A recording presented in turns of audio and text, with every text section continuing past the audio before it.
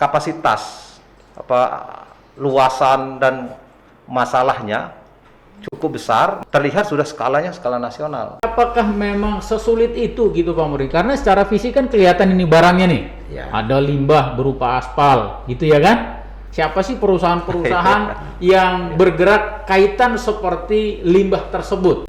Dinas Teknis sudah melakukan langkah-langkah yang kami pandang sudah cukup dan proporsional dengan keterlibatan tadi instansi pusat. Bagaimana agar merehabilitasi kerusakan-kerusakan yang ada di pantai Lampung ini.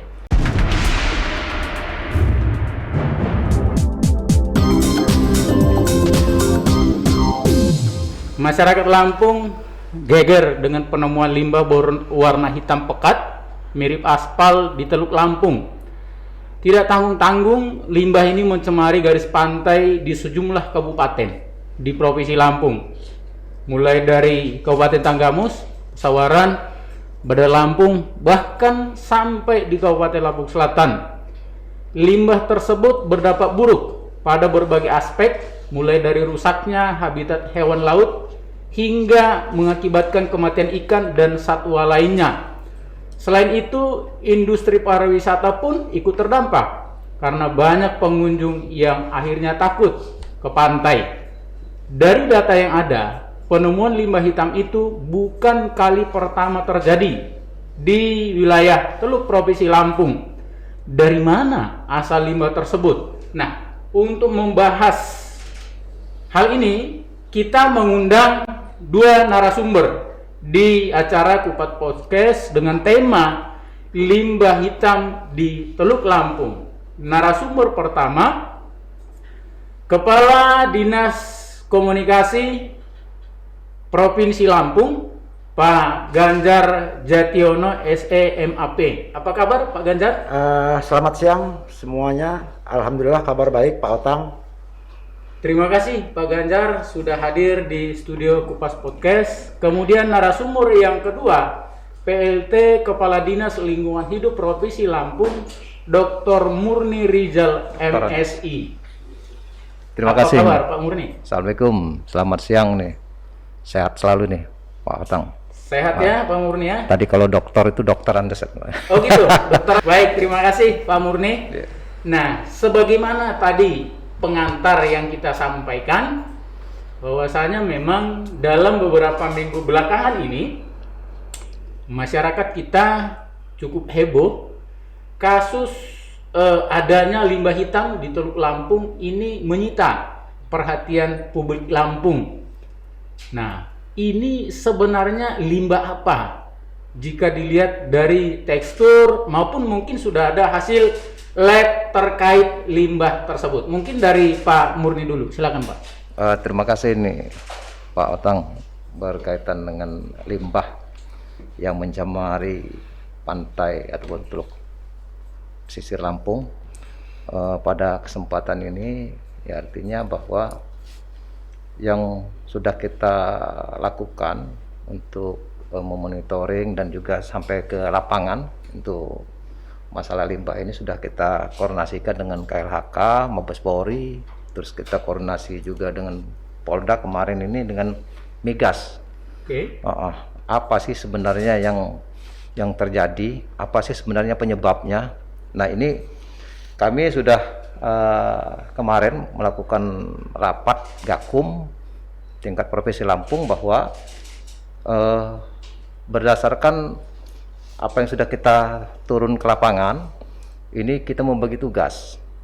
Tugas pertama adalah untuk Gakum berkaitan dengan pencemaran ini, karena sudah Gakum KLHK dan Mabes Polri, dan kita di Gakum Provinsi Lampung melengkapi apa-apa yang menjadi keperluan data dalam rangka penyelidikan dan penyidikan.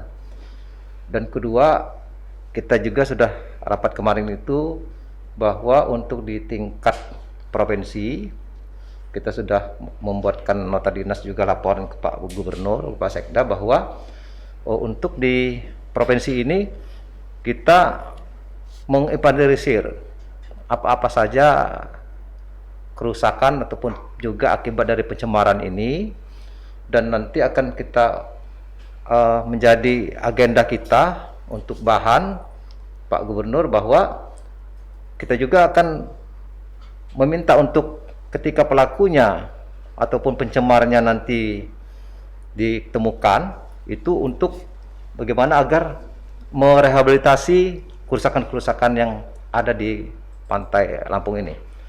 Dan juga kita sudah koordinasi juga ketika di dalam hal bahwa hasil sampel itu dibawa ke lab oleh KLHK dan Mabes Polri, bahwa kita juga yang untuk yang tercemar, wilayah-wilayah tercemar, selain diinventarisir juga kita dengan DLH Kabupaten yang tercemar untuk melakukan pembersihan, tetapi tidak artinya menghilangkan fakta ataupun juga data apa juga berkaitan dengan yang ada di lapangan, kan gitu.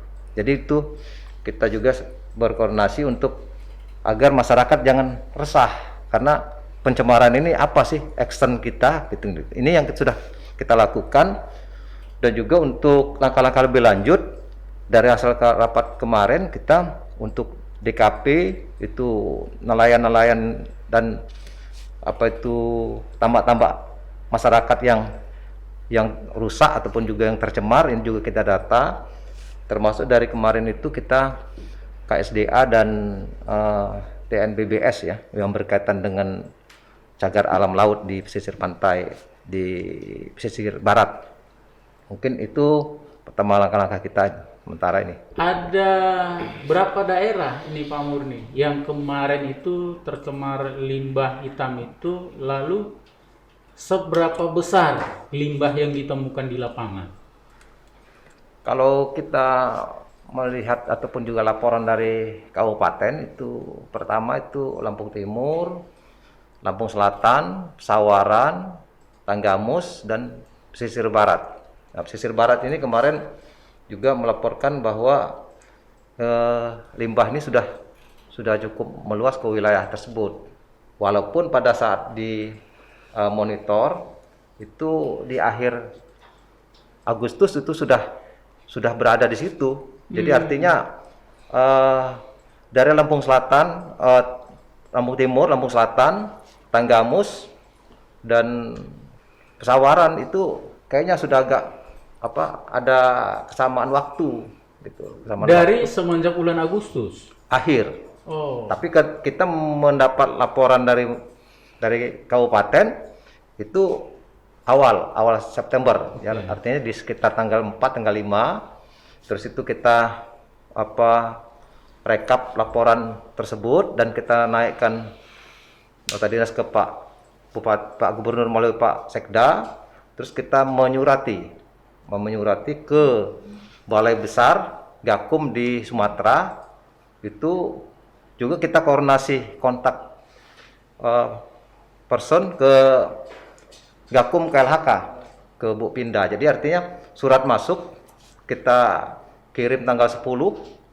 Terus itu kita juga tanggal 11 turun juga langsung ke lapangan bersama Gakum di balai.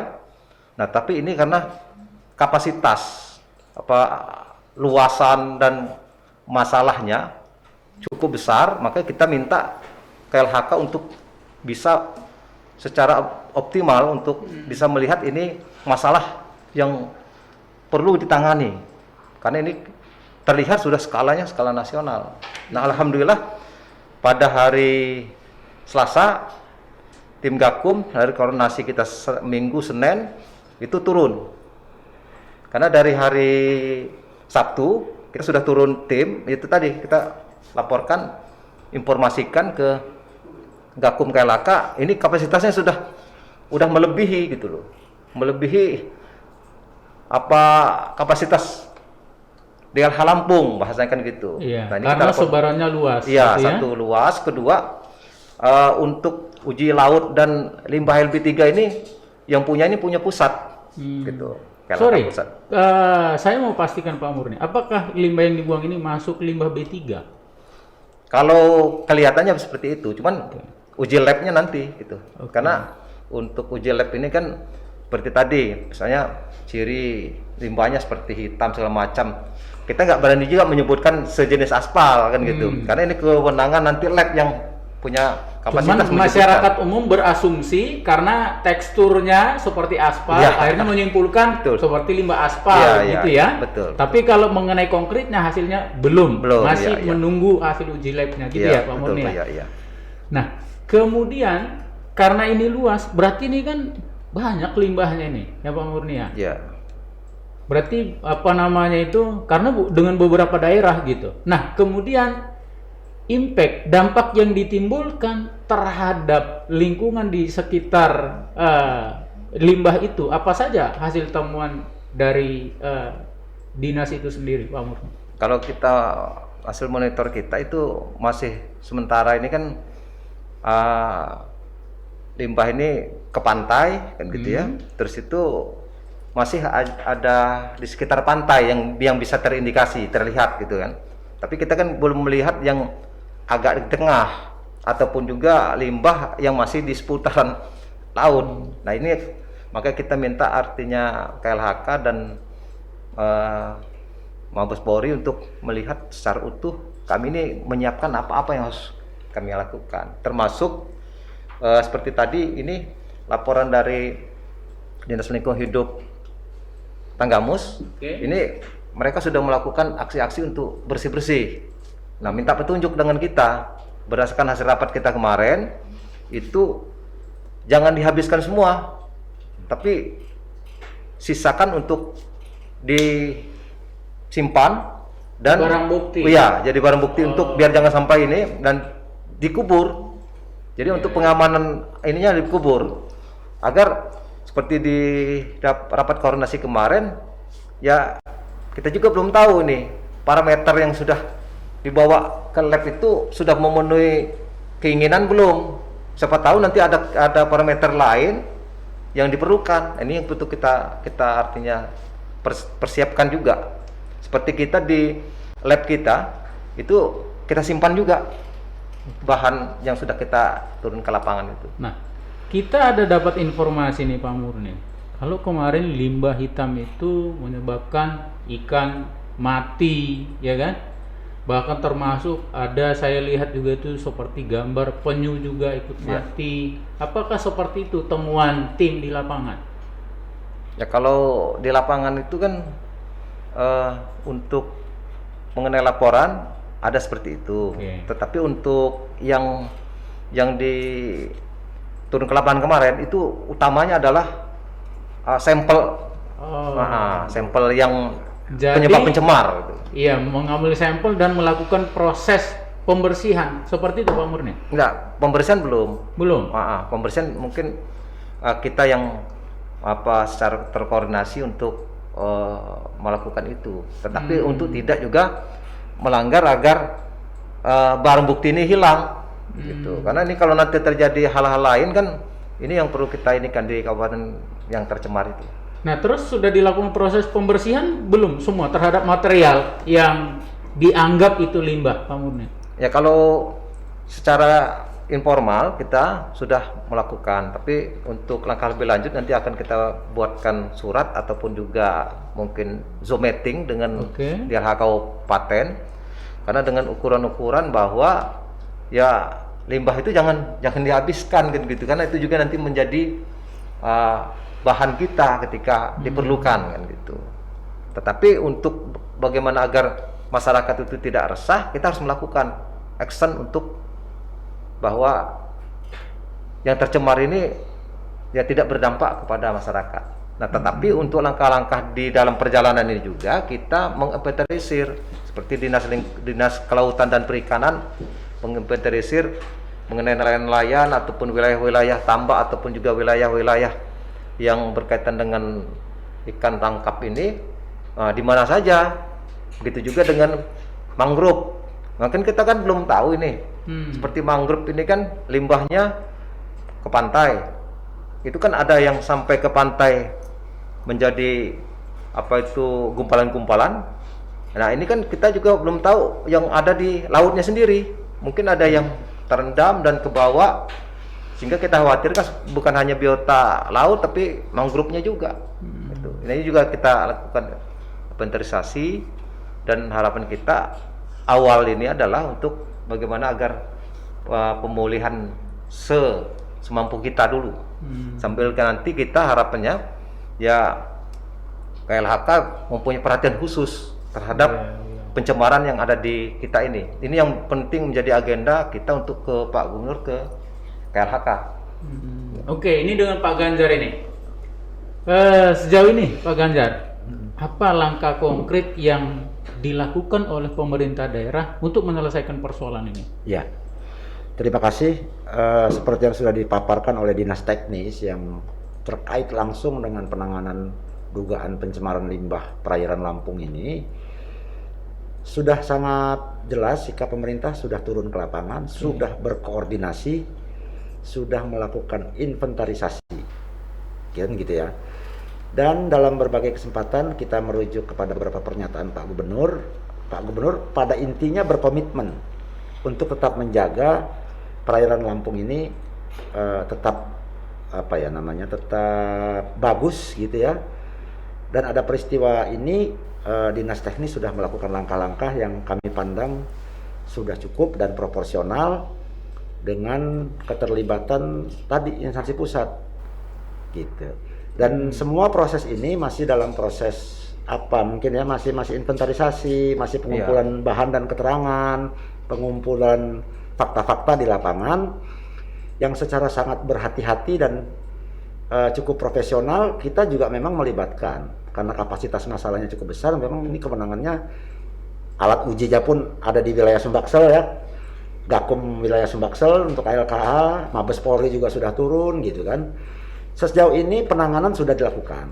Nah, tinggal dan kita sudah sangat jelas clear melihat komitmen Bapak Gubernur kita ingin menjaga momentum ini juga dalam konteks mendorong proses penyelidikannya atau proses penegakan hukumnya, juga tetap ingin menjaga laut dan perairan Lampung tetap bisa bagus gitu. Berarti sampai sejauh ini belum ada bayang-bayang kira-kira siapa ini pelakunya ini? Kalau itu kami tidak, sangat tergantung dari perjalanan tim penegakan hukum yang tadi dipaparkan oleh Pak Kadis Kadis Lingkungan Hidup. Dari sisi makronya ya, yang penting Pak Gubernur punya komitmen untuk menjaga Laut Lampung dan mendorong proses ini berjalan secara profesional sesuai dengan prosedur dan SOP yang dimiliki oleh tim yang sangat terkait dan kompeten untuk menangani ini. Oke. Nah, itu penegasan Pak Murni. Pak Murni yang lebih teknis gitu ya kan? Iya, iya. Artinya sampai sejauh ini sudah ada belum gambaran ini limbah ini berasal dari mana gitu? Ya kalau kita hasil rapat kemarin ya, itu untuk mengenai arah ke situ. Jadi itu kapasitasnya Mabes Polri dan Gakum. Jadi kita membatasi adalah untuk melengkapi, mensupport ya. mensupport, penyedia data. Oke. Sambil menginventarisir kerusakan dan juga untuk langkah-langkah agar masyarakat juga merasa apa yang terjadi itu kita lakukan dengan pola yang tidak menghilangkan barang bukti dan fakta-fakta di lapangan. Terus itu juga masyarakat tetap menjalankan aktivitas kesehariannya berkaitan dengan yang ada di laut, gitu, di pantai. Nah, kemudian begini, Pak Murni, kasus seperti ini tahun lalu berdasarkan catatan kita ini juga pernah terjadi. Berarti ini kan bukan yang pertama kali gitu. Nah ini bagaimana koordinasi antara Dinas Lingkungan Hidup ya dengan organisasi stakeholder lainnya. Contoh seperti kan ada di laut itu ada Polair, ada kemudian Angkatan Laut gitu. Sehingga kasus yang sama tidak terulang ke depan, Pak Murni. Ya kalau kita ini kan untuk di provinsi itu ada Gakum yang SK-nya SK Pak Gubernur. Jadi di dalam kapasitas itu yang kita lakukan pertama. kedua ketika berkait kemarin kita undang juga ke SOP panjang. Oke. Dan juga kemarin kita langsung Zoom meeting juga dengan Migas. Jadi bahwa pada saat itu di dalam berita acara kita bahwa untuk langkah-langkah yang kita lakukan di sesuai kapasitas ini yang penting. Karena kerusakan-kerusakan ini yang harus kita nanti inventarisir dan juga langkah-langkah untuk rehabilitasinya. Nah, kemarin sudah kita lakukan juga dengan koordinasi dengan Migas. Ya, Migas ini juga mau membantu percepatan untuk menemukan apa sebenarnya yang terjadi. Nah, ini kita koordinasikan dengan DLH Kabupaten. Seperti tadi ini rencana mau di Lampung Selatan. Ini kita langsung infokan langsung DLH Lampung Selatan siap untuk mendampingi sampai ke pantai di Sebalang dan sekitarnya. Nah, kalau misalnya langkah-langkah yang kita lakukan ini juga artinya inventarisir ini skupnya yang berkaitan dengan apa sih yang harus dilakukan nanti oleh yang pelaku nanti kalau seandainya ditemukan. Oke. Kedua, kalaupun misalnya ini proses hukum kita serahkan ke KLHK, bagaimana sih agar paling juga minimal KLHK punya program ini memulihkan Lampung ini seperti apa. Oke. Nah, tadi berkaitan dengan yang tahun lalu seperti ini. Nah, ini kita harapkan ini kita maksimalkan untuk tidak seperti yang tahun lalu. Kalau tahun lalu itu kan kita ada kesulitan-kesulitan di dalam bagaimana agar terkoordinasi. Dalam hal apa ini kesulitannya? Karena kan kemarin itu pertama laporannya sudah terlambat. Artinya sudah terlalu lama baru laporan dari Lampung Selatan, Lampung Timur. Iya. Ketika kita sudah di sana itu sudah dibersihkan. Dan juga kita mau melaporkan ke KLHK juga. KLHK juga artinya ada kesulitan di soal uji lab. Mana ini mau kita bawa kan kita bingung juga ini. Nah, kan gitu. Nah, ini sudah kita lakukan tapi tidak maksimal. Nah, kalau ini yang kita lakukan dengan surat menyurat dan dengan koordinasi yang pas sudah kita lakukan. Dan ini tinggal kita menunggu Gakum KLHK Mabes Polri sampai mengarah kepada titik yang sebenarnya nanti. Oke. Jadi kalau pembagian ininya tugasnya terkait perkara ini berarti untuk penindakan hukumnya itu ada di Polri, gitu ya? Iya. Kalau KLHK? Ya, KLHK itu kan nanti ada koordinasi Gakum di tingkat nasional kan. Nah, itu nanti Mabes Polri dan KLHK bisa artinya mensinkronkan gitu. Nah, itu juga yang sudah kita sepakati di rapat kemarin. Polda Lampung melengkapi apa yang menjadi langkah-langkah Mabes Polri. Nah, kita juga KLHK melakukan ini, kita juga melengkapi DLH Lampung ini melengkapi apa-apa yang menjadi yang perlu kita lakukan. Berdasarkan data hari ini, Pak Murni, dari tim yang sudah turun ke lapangan, hasil inventarisasi, apa saja kerusakan lingkungan yang terjadi akibat limbah tersebut? Nah, ini lagi kita lakukan. Masih kerja? Ya, artinya masih on proses ya? DKP melakukan itu, hutanan juga, karena ini kan kawasan hutan yang ada di Dinas Kehutanan, kan ada hutan mangrove yang ada di DKP kan gitu. Nah, ini yang kita inventarisir. Tapi untuk yang DLH lakukan adalah berkoordinasi dengan kabupaten untuk selain menginventarisir adalah untuk membersihkan lokasi-lokasi yang menjadi kegiatan masyarakat. Karena walaupun juga misalnya yang lagi kita pantau ini kan masih ada nggak ini limbah-limbah yang di tengah laut. Nah, ini juga. Jadi sampai sekarang belum fix ya, belum fix maksudnya itu dampak yang ditimbulkan apa saja, A, B, C dan seterusnya Ya, gitu, belum ya? Masih dalam proses inventarisasi. Ya. Kemudian supaya kasus serupa, ini kan udah pernah terjadi, terulang lagi nih. Supaya tidak terulang lagi untuk di hari kemudian, apa yang harus dilakukan sama pemerintah daerah ini, Pak Murni? Ya, ini kita melengkapi data yang menjadi keinginan KLHK dan Mabes Polri. Kedua, ya kita artinya memberikan bahan apa yang mesti Pemprov lakukan itu ke Pak Gubernur. bahwa kerusakan ini ya harus direspon baik oleh pusat gitu. Tapi kita punya laporan-laporan yang mesti lengkap gitu. Apa saja yang terjadi, karena selama ini kita lihat monitor ini ya yang baru dapat terhimpun itu kan berupa ikan berkurang, tangkapan nelayan gitu loh. Itu baru seperti itu.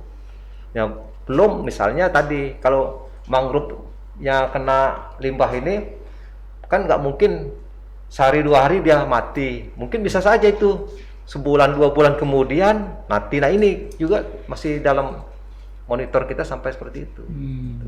Karena memang begini, dari Walhi Wahana Lingkungan ini juga ada atensi kaitan dengan persoalan limbah hari ini, karena data dari Walhi kejadian serupa pernah terulang, tapi pernah terjadi, tapi kemudian tidak ada kejelasan terkait perkara tersebut gitu, sehingga tidak memberikan efek jera. Ini seperti apa tanggapannya Pak Murni?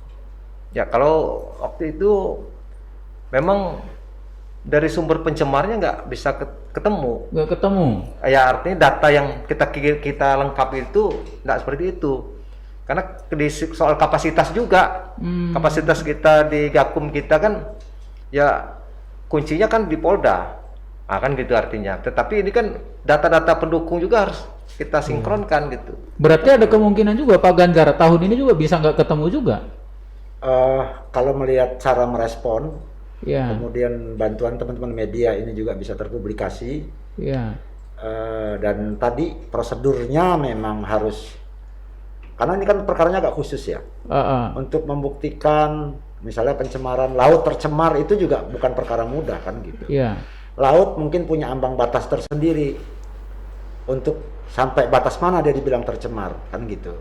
Tentu ada kajian ilmiah dan ada proses ilmiah di sana gitu kan yang saya nggak dalam kapasitas itu untuk menjelaskan. Tapi apakah memang sesulit itu gitu Pak Murni? Karena secara fisik kan kelihatan ini barangnya nih. Ya. Ada limbah berupa aspal gitu ya kan? Nah kemudian ini kan bisa langsung, sebenarnya kalau publik menilai ini kan tinggal di mapping siapa sih perusahaan-perusahaan yang bergerak kaitan seperti limbah tersebut sehingga bisa mengerucut. Apakah memang sulit, begitu sulit untuk mengungkap perkara-perkara seperti ini Pak Murni? Ya kalau menurut saya sebenarnya kalau dia terintegrasi, tersistem dengan baik, ya semoga saja nanti, karena sudah kapasitasnya KLHK dan Mabes Polri ini sudah ada di situ. Kalau perkara yang tahun ini yakin bakal terungkap gitu Pak Murni? Ya insya Allah saya lihat begitu. Gitu ya.